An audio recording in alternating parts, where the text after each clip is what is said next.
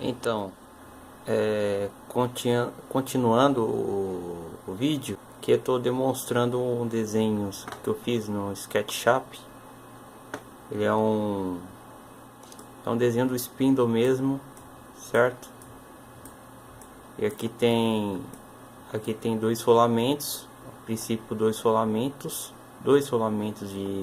com código Z608, certo? Esses rolamentos possuem diâmetro externo de 22 milímetros por 8 milímetros interno, com altura de 7 milímetros de altura. Esses rolamentos com código 608. Esse eixo aqui, quando eu desbastei na ponta com 5 milímetros de diâmetro, certo?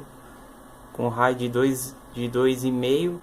E esse segundo aqui, que é o encosto da fixação do rolamento, aqui esse segundo eixo aqui, diâmetro maior, é o encosto do rolamento, né? É um rebaixo para fixação do rolamento, para ele correr, né? Ele tem que encaixar justo neste rolamento aqui.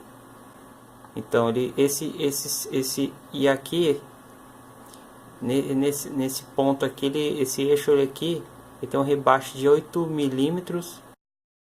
Esse segundo aqui é o bruto, não precisei desbastar, eu só dei um polimento, uma lixada. Esse maior aqui de todos, ele tem 10 milímetros de diâmetro, e de baixo é o mesmo rolamento de cima, certo? Aqui não tenho que muito explicar porque é igual. O que vai diferenciar é o comprimento desse eixo aqui, certo? A distância do ponto A, dessa superfície do ponto A desse eixo aqui de baixo, após esse rebaixo aqui do rolamento, dessa distância até essa distância do ponto B, ele tem 65, tem 65 milímetros de comprimento. Daqui do ponto A ao ponto B, certo? Ele tem 65 milímetros de diâmetro, só que eu não marquei, mas vocês podem até anotar aí no papel, se vocês preferirem fazer. E a distância aqui do ponto A ao ponto B desse eixo menor de todos, que é o de 5 milímetros, onde vai fixar um adaptador do eixo do motor a esse eixo daqui do spindle, né, que é o principal, né? Aqui você pode usar um adaptadorzinho de bronze, ou um adaptador de nylon, ou um adaptador de PAD. Algum tipo de material você pode usar aqui, que não vai sofrer aquecimento, desgaste, a menos que você faça como posso dizer, um parafuso, que eu vou demonstrar aqui. A menos que você faça este parafuso aqui, ó, na lateral da spindle, certo? Aqui é um adaptador feito de bronze. E aqui nas laterais fiz uns parafusos. Fiz um furo e adaptei os parafusos nas laterais e ficou bom. O de baixo, esses dois de baixo, como esse aqui e esse outro lado, é para fixar do eixo principal da spindle. E esses dois de cima superiores para fixar ao eixo do motor, que é aquele motor brushless, certo? Aqui eu tinha feito um rebaixo, tinha até demonstrado no vídeo anterior do torno, no torno fabricando, que aqui está a spindle, certo? Agora, esse tubo possui 75 milímetros de altura do ponto A inferior ao ponto B superior, 75 milímetros. E aqui, gente, você pode fazer um rebaixo de 8 milímetros, de preferência que você use se você preferir esse rolamento que eu tô usando. Se vocês seguirem que já está aqui no esquema, né?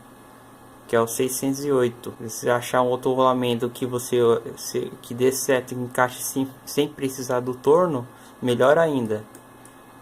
Porque como eu já tive sucata de tubo e o torno, eu preferi fazer, que achei interessante.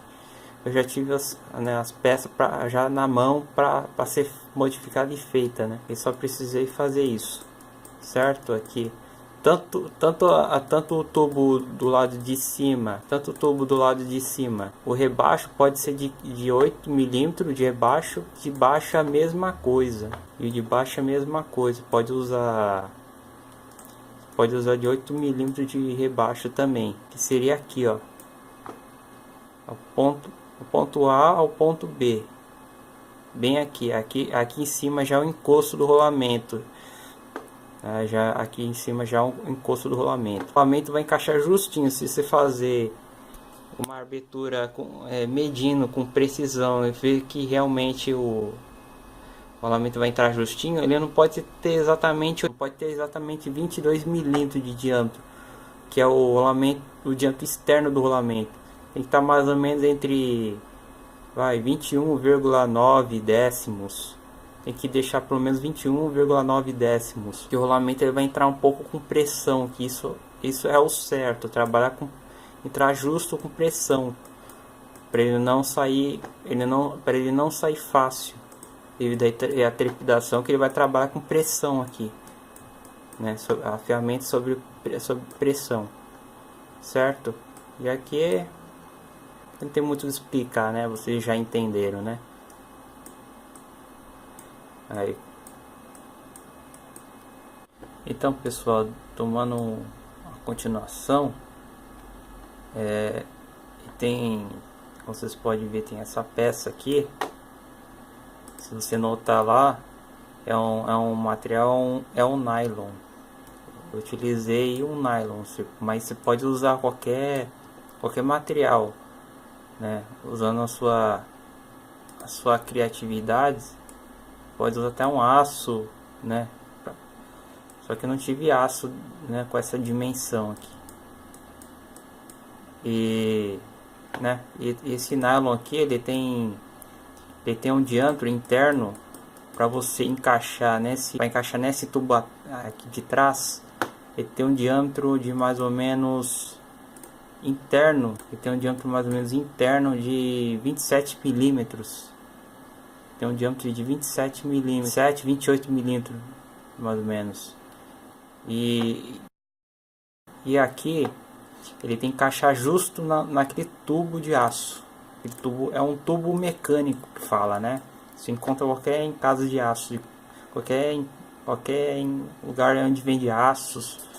Vocês podem pedir tubo mecânico, que é o melhor tubo que tem. Ele não possui costura interno.